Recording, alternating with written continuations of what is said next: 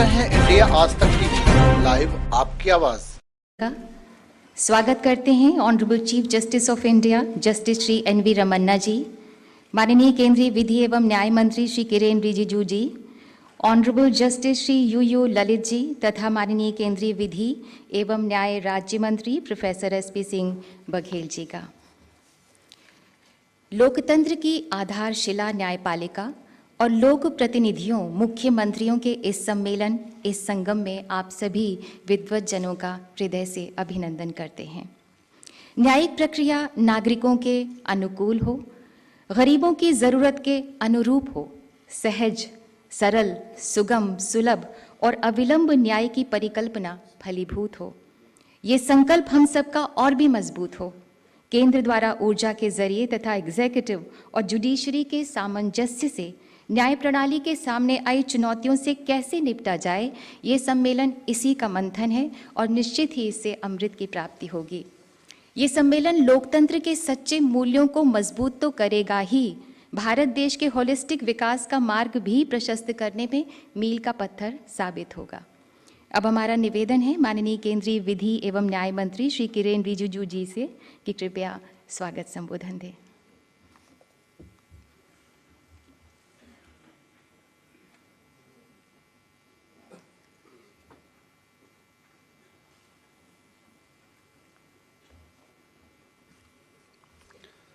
Namaskar. Honorable Prime Minister of India, Shri Narendra Modi ji, Honorable Chief Justice of India, Shri N.V. Ramana ji, Honorable Chief Ministers of States, Honorable Judges of the Supreme Court of India, Lieutenant Governors of Union Territories, Honorable Chief Justices of High Courts, former Chief Justice of India, learned Attorney General, learned SG, other senior law officers, my colleagues from Department of Justice, senior officers, friends from media, ladies and gentlemen. It is my honor and privilege to welcome Honorable Prime Minister to the joint conference of Chief Ministers of States and Chief Justices of High Courts, an event aimed to deliberate on ways to deliver timely, affordable, and quality justice to the citizens of this country. We are grateful to you, sir, for sparing your valuable time for this event, and we look forward to your valuable guidance. I extend a hearty welcome to Honorable Chief Justice of India to this confluence of heads of executive and judiciary. With great pleasure, I extend a warm welcome to Honorable Chief Ministers of States, Honorable Judges of Supreme Court, Lieutenant Governors of UTs, Chief Justices of High Courts, and other dignitaries. This august gathering here today is reflective of our collective commitment towards the guiding principles of this government, Sabka Saath, Sabka Vikas, Sabka Vishwas, Sabka Prayas. I am particularly energized by the presence of the Chief Ministers of the states and Chief Justices of High Courts in this conference. Your participation together can give shape and operate the idea of good governance and administration of justice. You are best placed to understand the challenges faced by the common man and measures that are needed to be adopted for enhancing access to justice in this country. This is a unique opportunity for an honest and constructive dialogue between the government and judiciary on finding concrete solutions for efficient delivery of justice. A lot was achieved in the last joint conference held in April 2016. I'm happy and encouraged to note that a lot of ground has since been covered over the last 6 years. This is all due to some praiseworthy collaboration between the executive and judiciary at both central and state levels.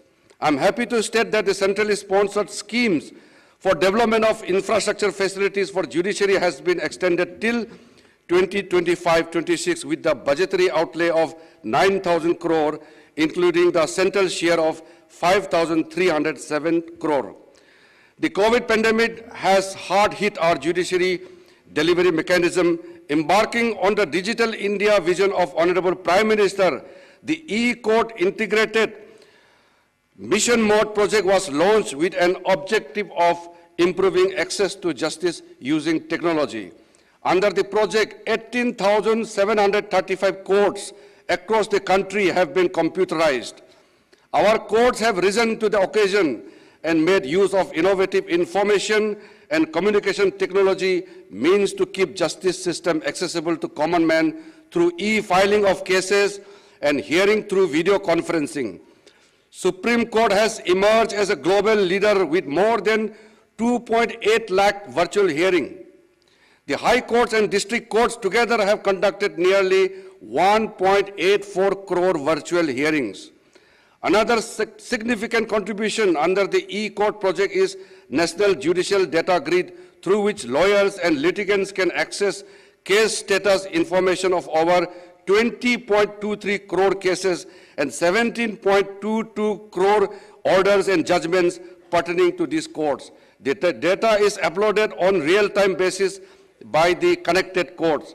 Yet another landmark achievement of e-courts project in the country is the setting up of virtual courts. There are 17 virtual courts functioning in 13 states and UTs, which primarily deal with petty traffic offenses. These courts have covered nearly 1.39 crore cases and realized 236.88 crore online fines. Besides being environmentally friendly, as cases are adjudicated in a paperless manner, it has led to saving of judicial manpower and added to the convenience of the citizens. An array of legislative and policy reforms have been launched to strengthen the enforcing contracts regime under the Ease of Doing Business initiative of the government. For speedy resolution of commercial cases, the Commercial Courts Act 2015 was passed and again amended in 2018, which led to the establishment of dedicated commercial courts for the first time in Delhi, Mumbai, Kolkata, and Bengaluru, with dedicated infrastructure and exclusive judicial officers and staff. This has led to the focused attention on commercial disputes resolution and their speedy disposal. As part of the agenda of this meeting, it is proposed that in case more than 500 commercial disputes are pending, state governments may consider establishing one more dedicated commercial court for the same. In cases where the pendency is less than 500 commercial disputes, establishment of designated commercial courts may be considered to aid efficient and timely disposal of commercial cases. Emphasis has been made to promote alternative dispute resolution mechanism. The Mediation Bill 2021 is introduced in the Parliament, which is in furtherance of the endeavor of the government to provide parties to a dispute an efficacious remedy avoiding recourse to litigation.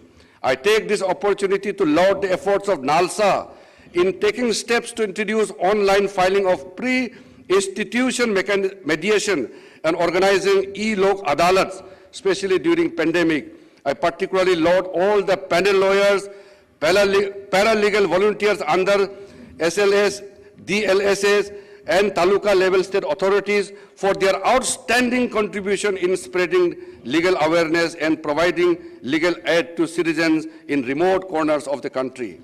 I am very happy to inform that Department of Justice is entering into an agreement with NALSA with an aim to create a synergy between schemes, especially Telelaw and Nyay Bandhu. This agreement will facilitate expansion of telelaw services through trained lawyers in every district of the country. I request all the states and union territories to extend their wholehearted support in reaching the unreached. I would like to remind that in order to ensure free and fair delivery of justice, it is extremely important that court complexes work in a safe and sound environment. I request the state government to ensure adequate security to the judges and court complexes. I also urge all other officials of the courts, including the bar associations, to create a conducive and enabling environment in maintaining the decorum of the court and court complexes. I am confident that under the able guidance of Honorable Prime Minister and Honorable Chief Justice of India, we will be able to uphold constitutional principles of justice, equality, and fairness entrusted to us. I have been personally influenced deeply by the philosophy of integral humanism and the concept of Antyodaya propounded by Pandit Dindayal Upadhyay, which means rise of the last person, which is also means justice to the last man standing. This brings me to the end of my welcome address, with strongly endorsing the view of the first Law Minister of India, Dr. B.R. Ambedkar, who said, justice is another name of liberty, equality, and fraternity. Thank you very much. Jai Hind.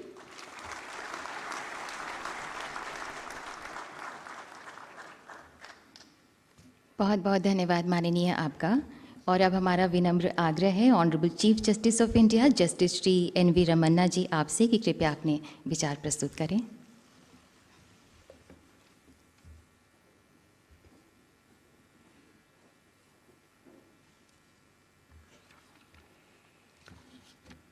Honorable Prime Minister of India, Sri Narendra Modi ji, Honorable Union Minister for Law and Justice, Sri Kiran Rijiju ji, Brother Justice U.V. Lalit, Sri S.P. Singh Baghela, Minister for State for Law and Justice, Chief Ministers and Ministers from different states, Brother and Sister Judges of the Supreme Court, Sri K.K. Venugopal, Learned Attorney General, Chief Justice of different High Courts, Lieutenant Governors, Judges of High Courts, Chairpersons of the Tribunals, Learned Solicitor General, Additional Solicitor General, Law Officers, Judicial Officers, Media persons, other distinguished guests, ladies and gentlemen, Namaskar.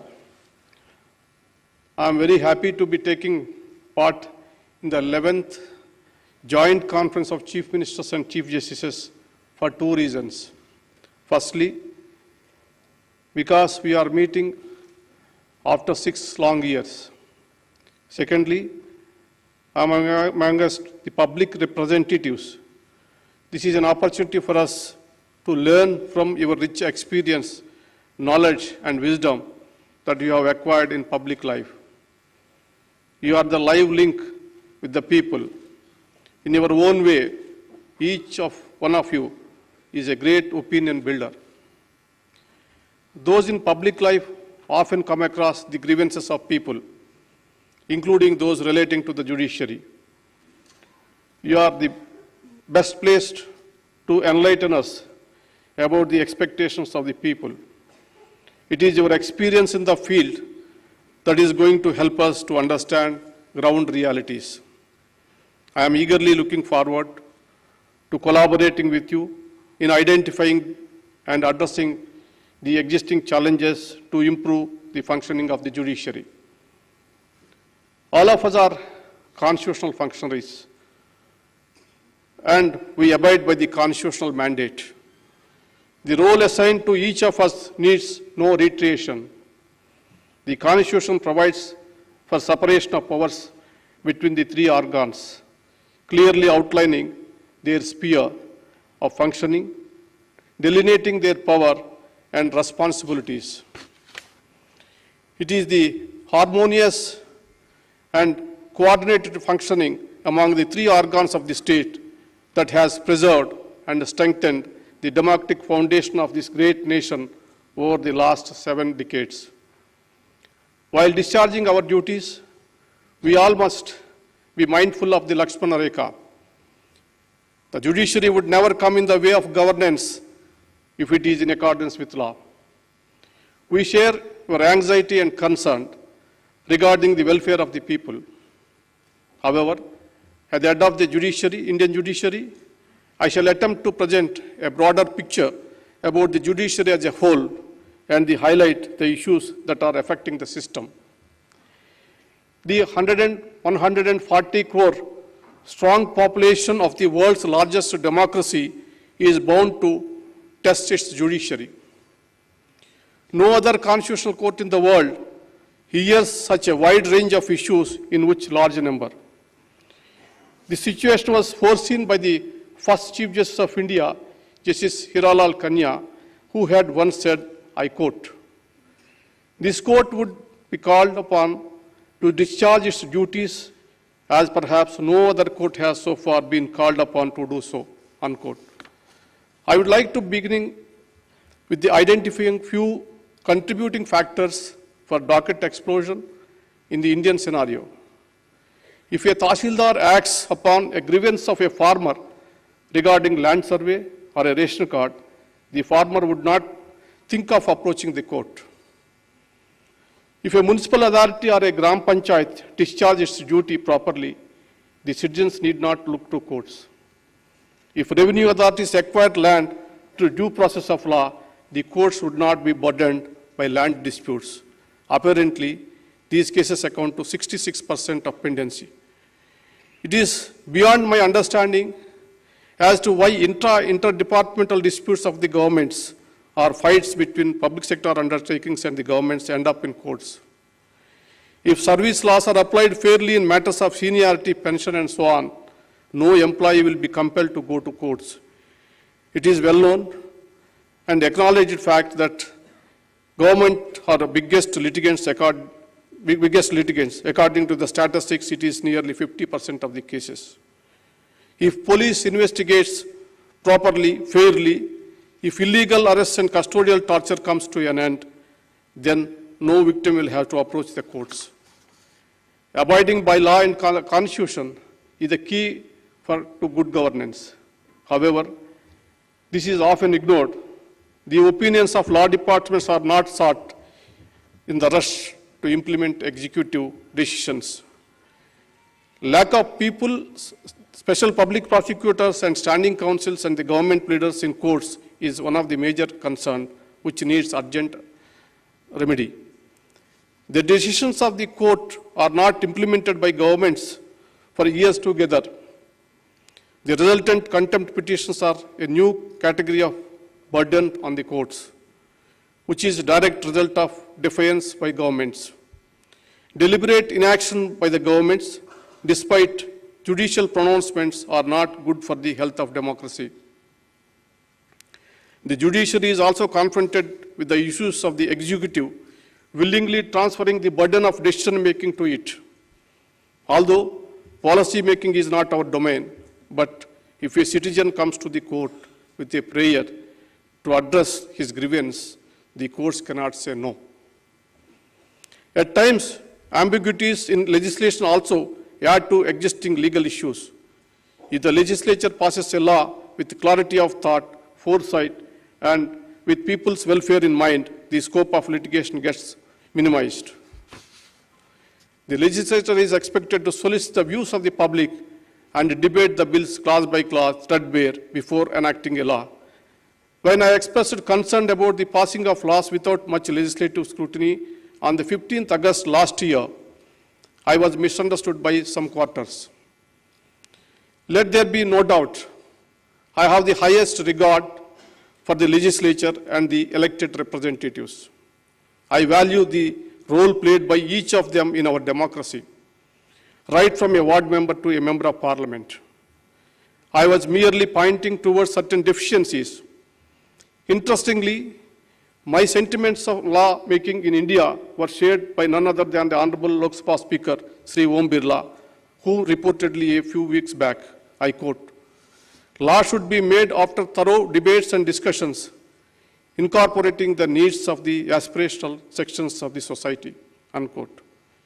Based on these principles, one can safely summarize that often litigation is triggered because of two major reasons. One is non-performance by various wings of the executive. Second is the legislature not realizing its full potential. I am sure you will all agree with me that these are avoidable burdens on judicial system. On various occasions, I have elaborated on the complexities involved in these issues. I am aware that there are certain concerns with the judicial system also. With regarding to timely delivery of justice and pendency. Pendency is often blamed on the judiciary. Due to paucity of time, I cannot explain the same in detail now. But a keen look at the websites of the courts will give you an idea about the huge workload on judges. The number of cases filed and disposed on each day is unimaginable. The rising number of frivolous litigations in an area of concern. For example, the well-meaning concept of public interest litigation is at times turning into personal interest litigation. No doubt, PIL has served a lot of public interest. However, it is sometimes being misused to stall projects or pressurize public authorities. These days, PIL has become a tool for those who want to settle scores or corporate rivalry. Realizing the potential for misuse, courts are now highly conscious in the entertaining of the same. This conference is an occasion for us to introspect and contemplate solutions. I have been a strong proponent of Indianization of the justice delivery system. By Indianization, I mean increasing accessibility by molding the system to suit the needs and sensibilities of the Indian population. It is a multi-dimensional concept. It calls for inclusivity, providing access to justice, removal of language barriers, reforms in practice and procedure, development of infrastructure, filling up of vacancies, augmenting the strength of the judiciary, and so on. I am of the firm belief that judicial infrastructure, both in terms of personal and physical infrastructure, needs urgent attention. With the expanding economy and growth in population, the caseload is rising alarmingly. There is a severe gap between the existing infrastructure and the projected justice needs of the people. The environment of some courts, in some district courts, is such even lady advocates feel apprehensive about entering courtrooms, let alone female clients. Courts, being temples of justice, should be welcoming and carry the requisite dignity and aura. To standardize and improve judicial infrastructure, I have been focusing on the creation of a special purpose vehicles, namely National Judicial Infrastructure Authority and the State Judicial Infrastructure Authorities in the lines of NALSA and SALSA. Let me make it very clear, this is not about funds. I must acknowledge that the Union government has been making reasonably budgetary allocations through its centrally sponsored schemes for this purpose. The data since the inception of this scheme, since 1993 to 94, suggests that allocated funds remain underutilized due to procedural difficulties. The time has come to move on from the present ad hoc committees to more streamlined, accountable, and organized structure. I want to dispel apprehensions emerging from certain sections on this proposal. The proposed authorities are not aimed at usurping the powers of any government. The proposed authorities will have representation from all the stakeholders. It must, however, be acknowledged that it is the judiciary which understands best its own needs and requirements. Hence, the present proposal aims to bring infrastructure development under the supervision of special purpose vehicles to be headed by the respective Chief Justices and involve the representatives of central and state governments. Another important factor in promoting access to justice is filling up of the vacancies, increasing and sanction strength of judges. Yesterday, at the Supreme Court Bar Association event, the learned Attorney General Sri K.K. Venugopal also highlighted the issue of vacancies and pendency, expressing concern about the large number of vacancies at different levels in the judiciary. He said, I quote, "How do you expect that we would be able to even make a dent in the pendency of cases?" Unquote.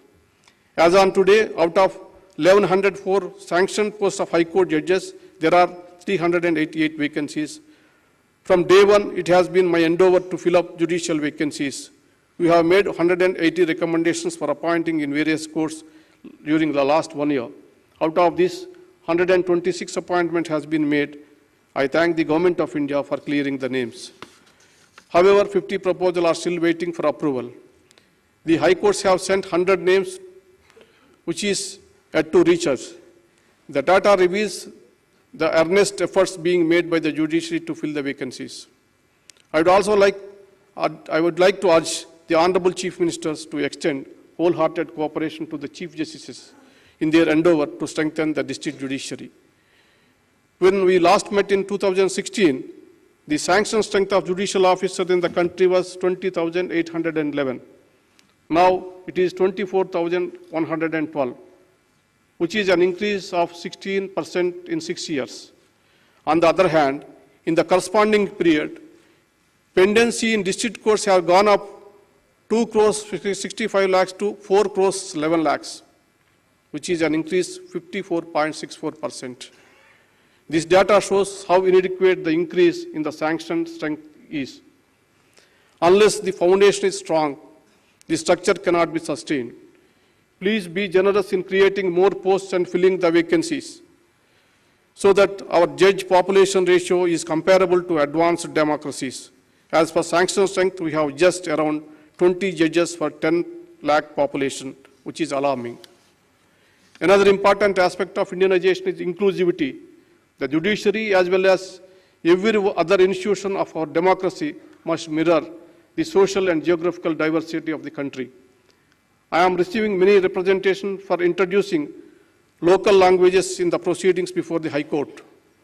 I think the time has come now to revisit the demand and take to its logical conclusion. The practice of law before Constitutional Court should be based on one's intelligence and understanding of law and not mere proficiency in language. The concept of access to justice in India is much broader than simply providing lawyers for representation before courts. I am proud to state that India has one of the best free legal aid services in the entire world. Under the able leadership of Brothers Justice Lalit, legal service authorities are doing a tremendous job. I thank the Government of India and other state governments providing active support in this area. Brother Justice Kanvilkar is contributing immensely, strengthening the Supreme Court legal service by deploying modern technology. Brother Justice Chandrachud is adding huge value to the e-courts project. His efforts will ultimately lead to much needed modernization of the Indian judiciary. Brother Justice L. Nageswara heading a committee of artificial intelligence, whose work I believe is going to revolutionize the way the judiciary functions. I thank each one of them. Honorable Chief Ministers and Chief Justices, all that I can say is that it is the active collaboration based on our collective wisdom that can take us forward. Please remember, it is only the judicial process that is adversarial, not the judges or their judgments. We are merely discharging our constitutionally assigned role. Judgments are meant for delivering justice and should be seen as such. Let us work together for fulfilling the constitutional mandate. As Aristotle once said, law should govern and those in power should be servants of the law. I am sure the thoughts and concerns that you are going to share in this conference today will be placed before the Government of India. I am confident that the points which are actionable at the level of Government of India will receive deserving attention. I take this opportunity to thank the Honorable President of India, Sri Ramnath Kovindji, who always been a pillar of support for us. Being an accomplished lawyer himself, he has a practical understanding of the Indian legal system and has always been extremely supportive for all our endeavors. It was at his behest that the project of translating Supreme Court judgments to Indian languages was initiated. He graciously took out time to interact with us yesterday night over a dinner. We are grateful for the same.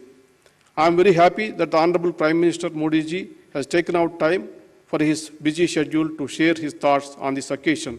He had readily agreed to lend his support to the legal awareness mission in the interest of increasing accessibility. I thank him for his continued support to the judiciary. My dear friend, Mr. Rijjuji deserves special thanks, promptly responding to my suggestion to bring together the Chief Ministers and the Chief Justice for this event.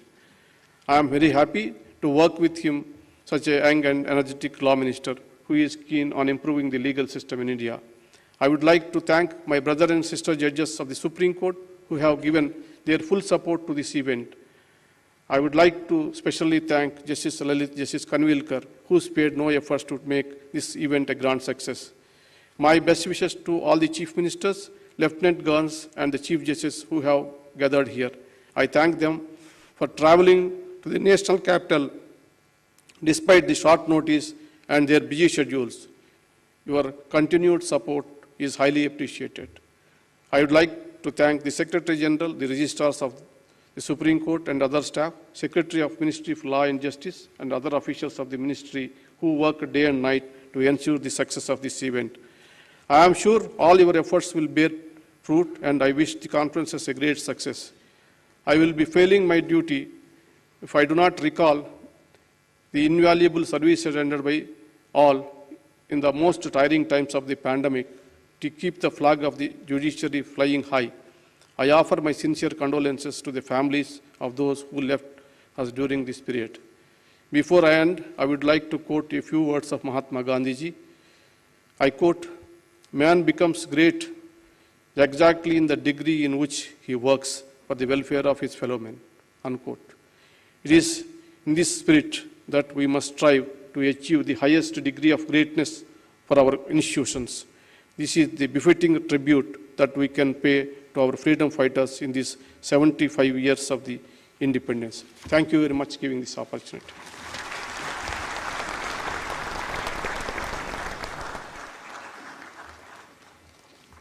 बहुत बहुत धन्यवाद माननीय आपका।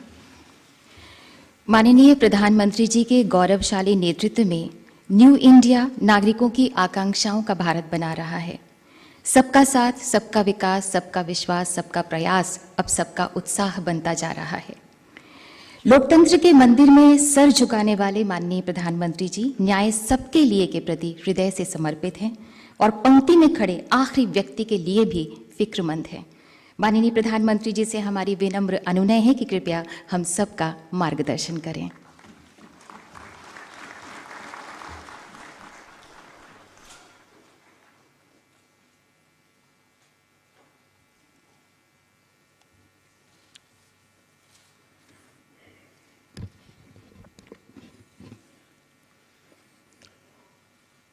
Honorable Chief Justice of India, Sri N.V. Ramana ji, Justice Sri U.U. Lalit जी, देश के कानून मंत्री श्री किरण रिजिजू जी, राज्य मंत्री प्रोफेसर S.P. सिंह बघेल जी, राज्यों के सभी आदरणीय मुख्यमंत्रीगण, lieutenant governors of UTs, honourable जजेस of the supreme court of India, chief justice of high courts, distinguished guests, उपस्थित अन्य सभी महानुभाव, देवी और सज्जनों, राज्य के मुख्यमंत्रियों और हाई कोर्ट के मुख्य न्यायाधीशों की ये जॉइंट कॉन्फ्रेंस हमारी संवैधानिक खूबसूरती का सजीव चित्रण है। मुझे खुशी है कि इस अवसर पर मुझे भी आप सबके बीच कुछ पल बिताने का अवसर मिला है। हमारे देश में जहां एक और जुडिशरी की भूमिका संविधान संरक्षक की है, वहीं लेजिस्लेचर नागरिकों की आकांक्षाओं का प्रतिनिधित्व करता है। मुझे विश्वास है कि संविधान की इन दो धाराओं का ये संगम, ये संतुलन देश में प्रभावी और समयबद्ध न्याय व्यवस्था का रोडमैप तैयार करेगा। मैं आप सभी को इस आयोजन के लिए हृदय से शुभकामनाएं देता हूं। साथियों, मुख्यमंत्रियों और मुख्य न्यायाधीशों की ज्वाइंट कॉन्फ्रेंस पहले भी होती आई है और उनसे हमेशा देश के लिए कुछ न कुछ नए विचार भी निकले हैं। लेकिन ये इस बार ये जो आयोजन अपने आप में और भी ज्यादा खास है। आज ये कॉन्फ्रेंस एक ऐसे समय में हो रही है जब देश अपनी आजादी का अमृत महोत्सव मना रहा है।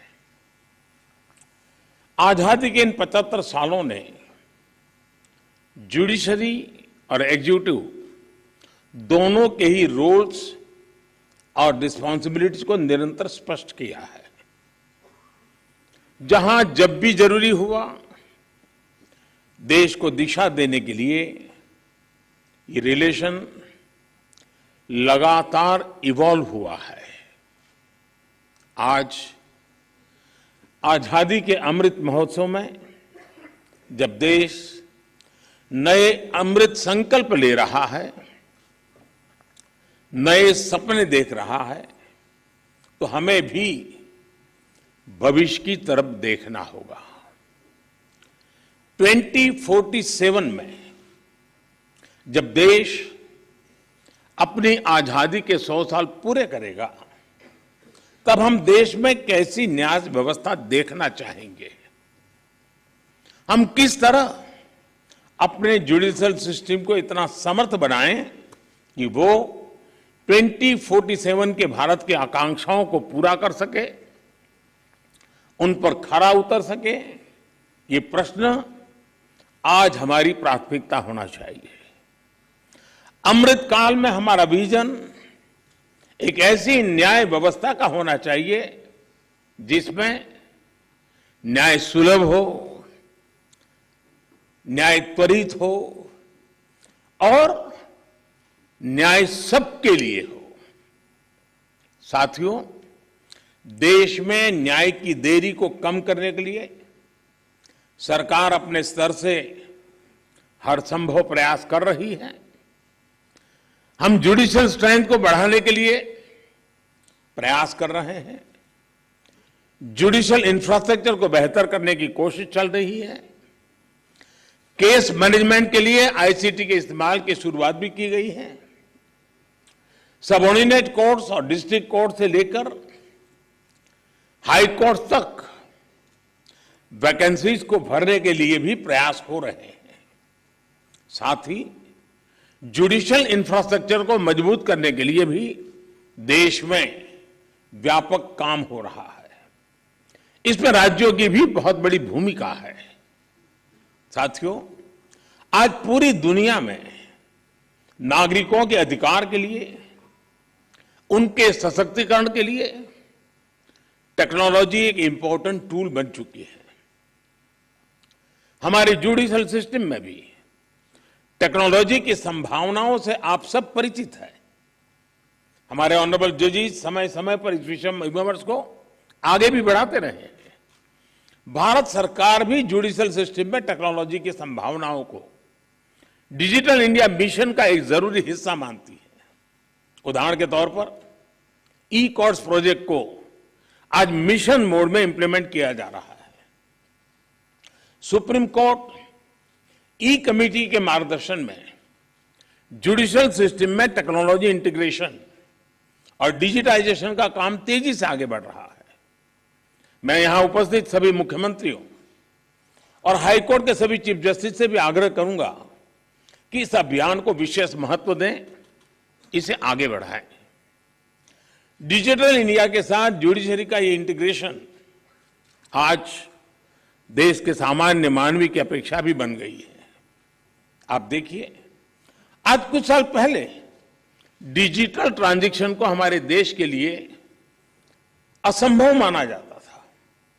लोगों को लगता था, लोग शक करते थे, अरे ये हमारे देश में कैसे हो सकता है। और ये भी सोचा जाता है इसका स्कोप केवल शहरों तक ही सीमित रह सकता है, उससे आगे बढ़ नहीं सकता है। लेकिन आज छोटे कस्बों और यहां तक गांवों में भी डिजिटल ट्रांजैक्शन आम बात होने लगी है। ये पूरे विश्व में पिछले साल जितने डिजिटल ट्रांजैक्शन हुए, उसमें से 40% डिजिटल ट्रांजैक्शन भारत में हुए हैं।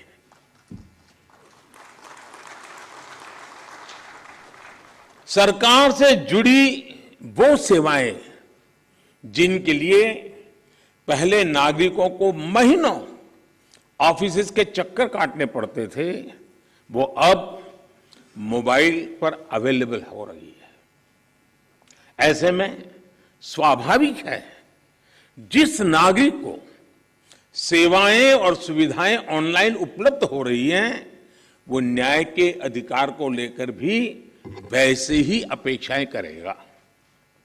साथियों, आज जब हम टेक्नोलॉजी और फ्यूचरिस्टिक अप्रोच की बात कर रहे हैं, तो इसका एक important aspect tech friendly human resources भी हैं।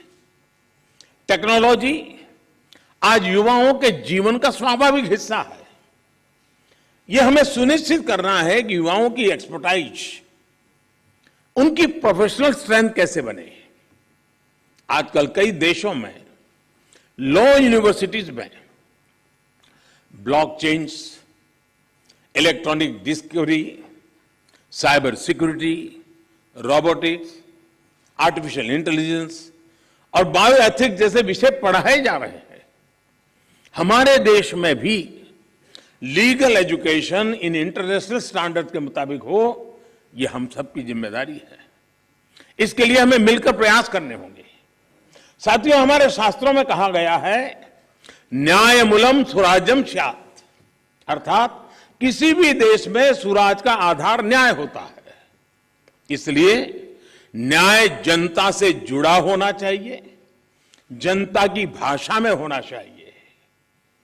जब तक न्याय के आधार को सामान्य मानवी नहीं समझता, उसके लिए न्याय और राजकीय आदेश में बहुत फर्क नहीं होता है। मैं इन दिनों सरकार में एक विषय पे थोड़ा दिमाग खपा रहा हूं।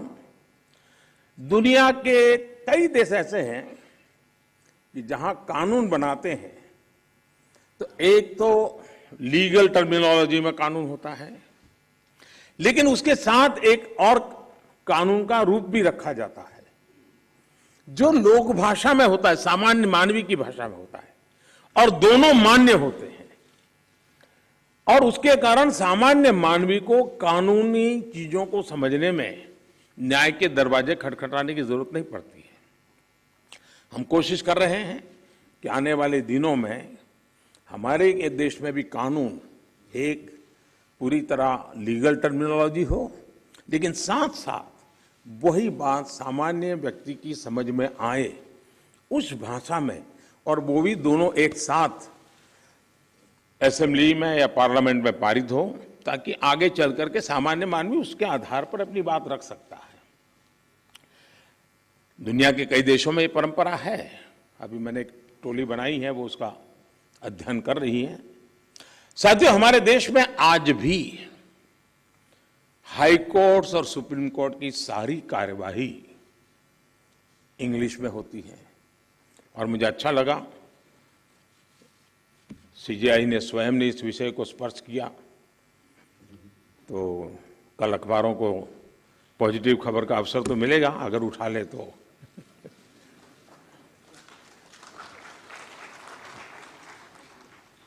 लेकिन उसके लिए बहुत इंतजार करना पड़ेगा। साथियों, एक बड़ी आबादी को न्यायिक प्रक्रिया से लेकर फैसलों तक को समझना मुश्किल होता है।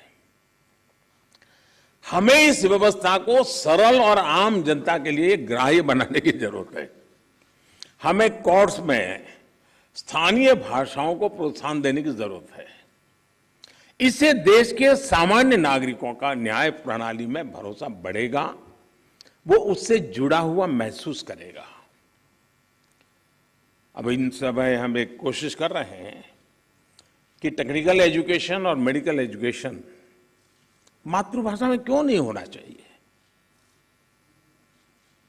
हमारे बच्चे जो बाहर जाते हैं, दुनिया की वो भाषा कोशिश करते हैं पढ़ करके फिर मेडिकल कॉलेज की, तो हम हमारे देश में कर सकते हैं। और मुझे खुशी है कई राज्यों ने मातृभाषा में टेक्निकल एजुकेशन, मेडिकल एजुकेशन के लिए कुछ इनिशिएटिव लिए हैं।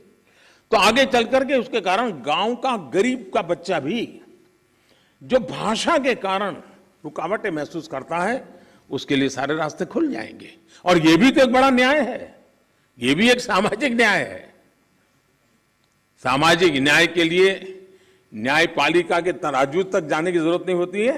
सामाजिक न्याय के लिए कभी भाषा भी बहुत बड़ा कारण बन सकती है। साथियों, एक गंभीर विषय सामान्य आदमी के लिए कानून की पेचीदगियां भी है। 2015 में हमने करीब 1800 ऐसे कानूनों को चिन्हित किया था जो अप्रासंगिक हो चुके थे। इनमें से जो केंद्र के कानून थे, ऐसे 1450 कानूनों को 1450 कानूनों को हमने खत्म किया, लेकिन राज्यों की तरफ से केवल 75 कानून ही खत्म किए गए हैं। मैं आज सब यदि आदरणीय मुख्यमंत्रीगण यहां बैठे हैं, मैं आपसे बहुत आग्रह करता हूं कि अपने राज्य के नागरिकों के अधिकारों के लिए, उनकी ईज ऑफ लिविंग के लिए आपके यहां भी ये कानूनों का इतना बड़ा जाल बना हुआ है, कालबाह्य कानूनों में लोग फंसे पड़े हैं, उन कानूनों को निरस्त करने की दिशा में आप कदम उठाइए। लोग बहुत आशीर्वाद देंगे जी। साथियों, न्यायिक सुधार केवल एक नीतिगत विषय या पॉलिसी मैटर ही नहीं है। देश में लंबित करोड़ों केसेस के लिए पॉलिसी से लेकर टेक्नोलॉजी तक हर संभव प्रयास देश में हो रहे हैं, और हमने बार बार इसकी चर्चा भी की है। इस कॉन्फ्रेंस में भी आप सब एक्सपर्ट्स इस विषय पर विस्तार से बात करेंगे ही, ये मुझे पर विश्वास है। और मैं शायद बहुत लंबे अरसे तक इस मीटिंग में बैठा हुआ हूं, शायद जजेस को ऐसी मीटिंग में आने का जितना अवसर मिला होगा उससे ज्यादा मुझे मिला है, क्योंकि मैं कई वर्षों तक मुख्यमंत्री के रूप में इस कॉन्फ्रेंस में आता रहता था। अब यहाँ बैठना मौका आ गया है तो यहाँ से आता रहता हूँ, तो एक प्रकार से मैं इस महफिल में सीनियर हूँ।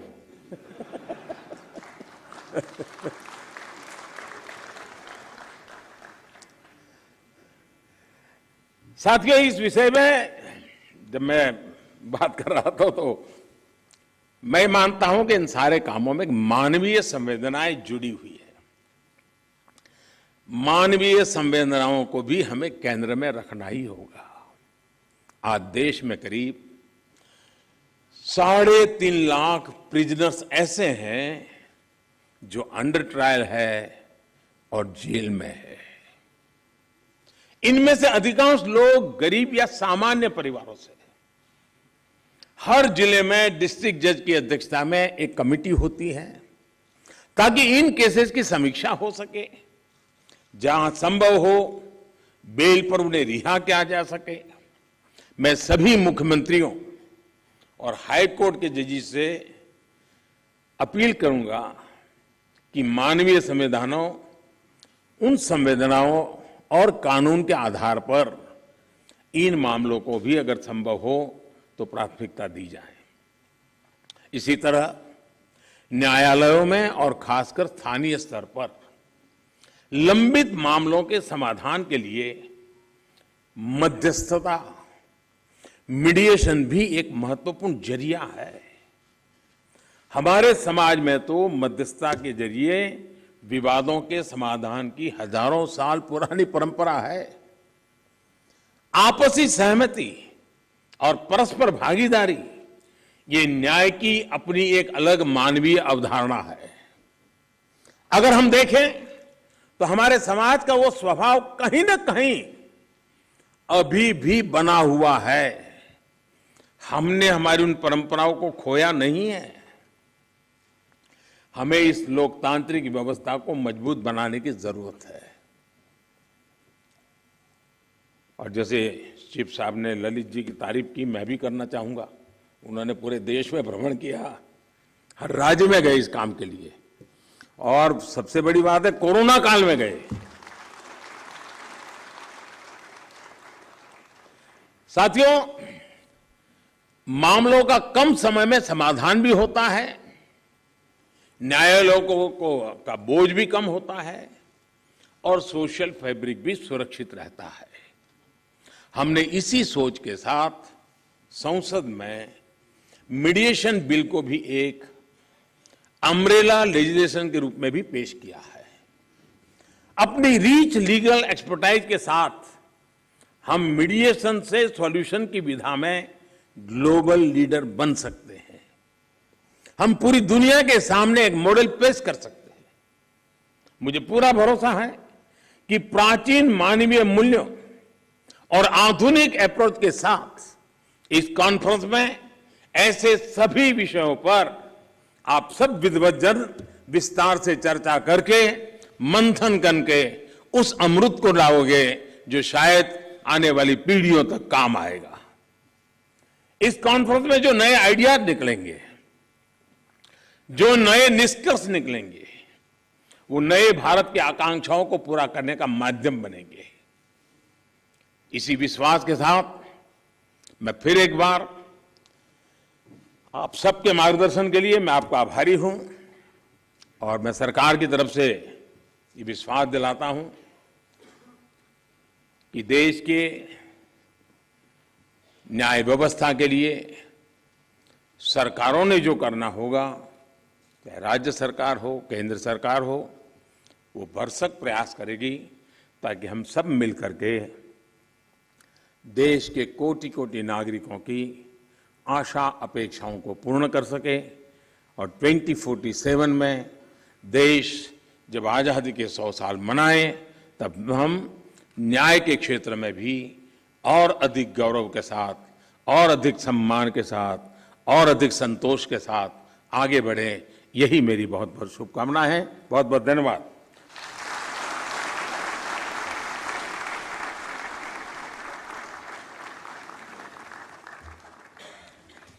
कोटिशः धन्यवाद माननीय प्रधानमंत्री जी आपकी प्रेरणा के लिए। और अब हमारा अनुरोध है माननीय केंद्रीय विधि एवं न्याय राज्य मंत्री प्रोफेसर SP सिंह बघेल जी से कि कृपया आभार प्रकट करें।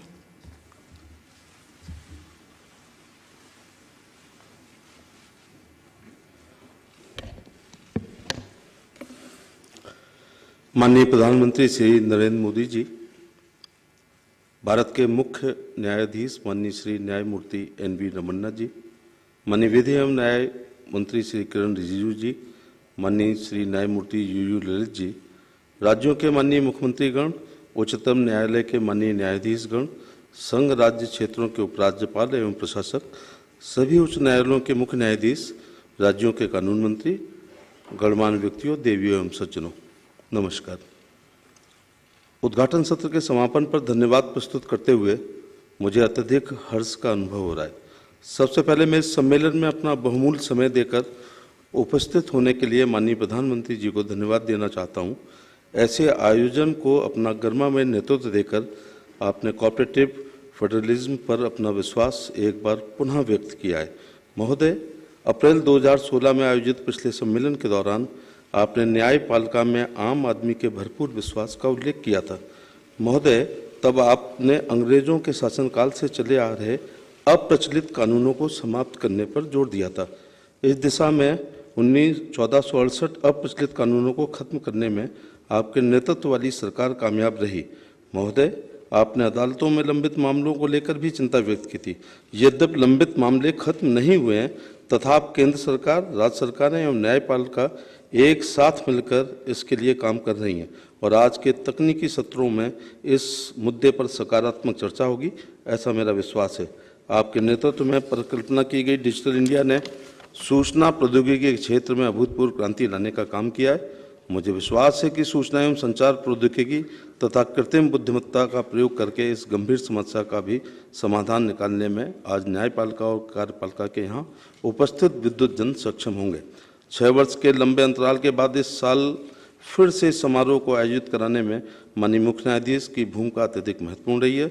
मैं उनके मार्गदर्शन के लिए आभारी हूँ, उन्हें कोटिश धन्यवाद देता हूँ। माननीय विधि एवं न्याय मंत्री इस कार्यक्रम के आयोजन का प्रेरणा स्रोत रहे हैं। उन्होंने समय समय पर सम्मेलन की तैयारी से जुड़े सभी मुद्दों पर बारीकी से चर्चा की है और इस सम्मेलन से एक सफल निष्कर्ष प्राप्त हो, इसके लिए हमें लगातार प्रेरित करते रहे हैं। मैं माननीय विधि एवं न्याय मंत्री जी को उनके मार्गदर्शन के लिए धन्यवाद देता हूँ। आज देश के विभिन्न राज्यों के मुख्यमंत्री जी, मंत्रीगण, संघ राज्य क्षेत्रों के उपराज्यपाल एवं प्रशासक इस सभागार में उपस्थित हैं, जो अपनी अत्यधिक व्यस्तता के बावजूद भी इस कार्यक्रम में भाग लेने आए हैं।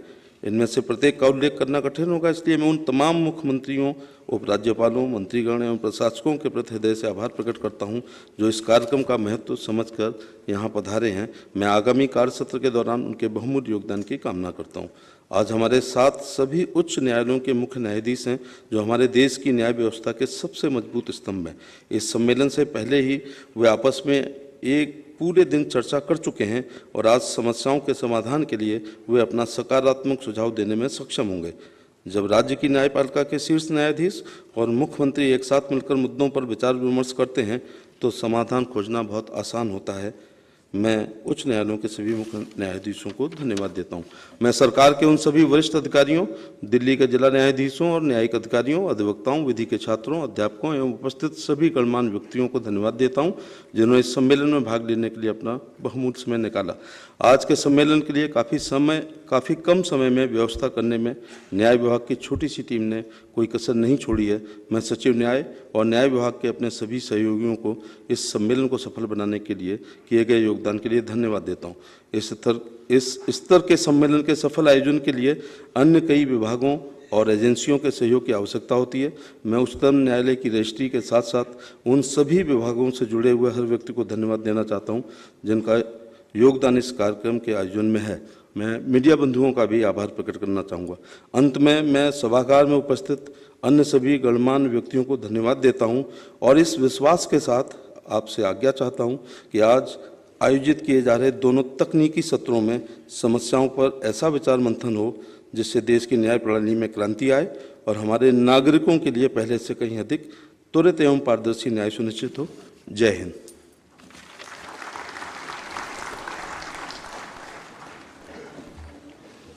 धन्यवाद माननीय राज्य मंत्री जी। बहुत बहुत धन्यवाद माननीय प्रधानमंत्री जी। हम आपके हृदय से आभारी हैं आपकी गरिमामय उपस्थिति के लिए। मंचासीन सभी गणमान्य सम्माननीय महानुभावों का भी हृदय से आभार। आप लोगों से निवेदन है कुछ देर अपने ही स्थान पर रहें। माननीय प्रधानमंत्री जी प्रस्थान कर रहे हैं।